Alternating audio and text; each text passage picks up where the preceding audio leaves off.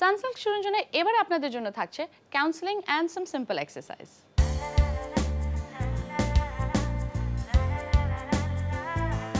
Friends, লাইফে মাঝে মাঝে আমরা কিছু ডিলেমায় ভুগে থাকি। এমন সিচুয়েশনে আপনার কি করা উচিত তা নিয়ে এবারে আপনাদের জন্য থাকছে আমাদের এক্সপার্ট টিপস। আত্মহত্যা বা আত্মহত্যার প্রবণতা বেশিরভাগ ক্ষেত্রে দেখা যায় যে এর মধ্যে কোনো না কোনো মানসিক সমস্যা ব্যক্তি ভুগছেন। অর্থাৎ হলো যে সে দীর্ঘস্থায়ী মানসিক রোগে না ভুগলেও যে সময়টা সে আত্মহত্যার চিন্তার মধ্যে দিয়ে যায় সেখানে সাধারণত দেখা যায় কোনো না কোনো সাধারণত মানসিক রোগ তার থেকে থাকে। এই জন্য কিন্তু বলা হয় যে আত্মহত্যাটা প্রতিরোধযোগ্য। প্রতিরোধযোগ্য এ কারণে যে মানসিক রোগগুলো আসলে এটার কারণ তার কিন্তু মোটামুটি সবগুলোরই হলো আসলে চিকিৎসা রয়েছে। প্রধান যে কারণটা আত্মহত্যার মনে করা হয় সেটাকে আমরা বলবো হলো বিষণ্ণতা রোগ।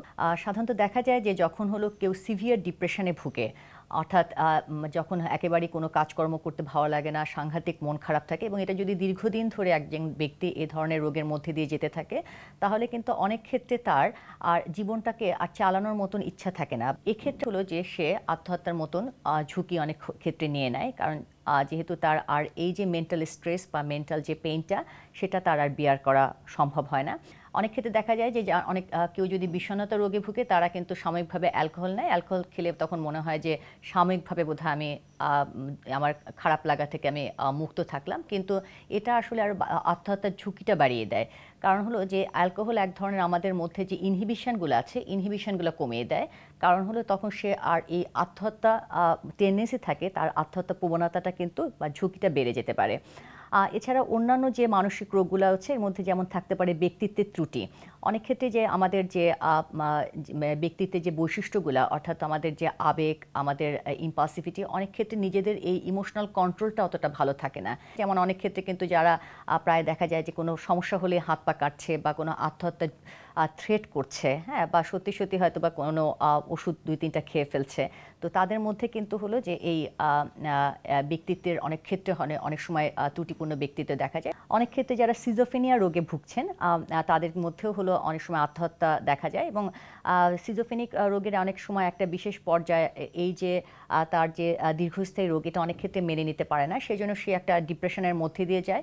ওই সময় তার এই আত্মহত্যার চিন্তাটা আসতে পারে। আবার অনেক ক্ষেত্রে যখন সিজোফ্রেনিয়াতে যেটা হয় হলো কমান্ড হ্যালুসিনেশন হয়, অর্থাৎ হলো কানে তার শব্দ আসে বা কথা আসে এবং অনেক ক্ষেত্রে কিন্তু তাকে এই শব্দগুলা বা গায়েবী শব্দগুলা বা যেটা বলি যে একটা বাহ্যিকভাবে যে শব্দগুলো আসছে যেটা আসলে রিয়েল না, সেই শব্দগুলা কিন্তু তাকে অনেক সময় আত্মহত্যা প্ররোচনা করে এবং অনেক ক্ষেত্রে তারা হলো এই কমান্ড হ্যালুসিনেশনের রেসপন্সেস তারা আত্মহত্যা করে ফেলে।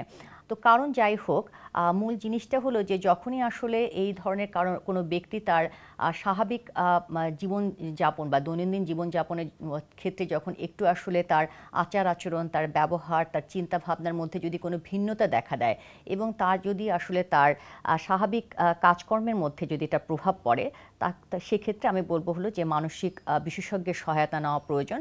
অর্থাৎ হলো যে সে কোনো রকমের বিশেষ কোনো মানসিক কষ্টে ভুগছেন কিনা। কারণ শারীরিক রোগগুলো যেমন দেখা যায়, কারণ একটা সিম্পল জ্বর হলেও কিন্তু আমরা বুঝতে পারি, কিন্তু এমন অনেক বড় বড় মানসিক রোগ আছে যেটা কিন্তু বাইরে থেকে বোঝা যায় না। বাইরে থেকে বোঝার একটা উপায় হলো যে তার যে স্বাভাবিক যে তার পারফরমেন্স, যে তার ইন্টারপার্সোনাল রিলেশনশিপ, অর্থাৎ পরিবারের মানুষের সাথে তার সম্পর্ক, বন্ধুবান্ধবদের সাথে তার সম্পর্ক, সামাজিক যে সম্পর্ক, তার যে নর্মাল যে পার্সোনাল কেয়ার অর্থাৎ নিজের প্রতি যে যত্ন, অথবা তার পেশাগত জীবনে যে তার পারফরমেন্স, এই পারফরমেন্স হলো স্বাভাবিকের চেয়ে যদি সিগনিফিকেন্টলি একটু ডিটোরিয়েশনটা দেখা যায় তাহলে আমি বলবো হলো যে তাকে সাহায্যের হাত বাড়িয়ে দেওয়া উচিত।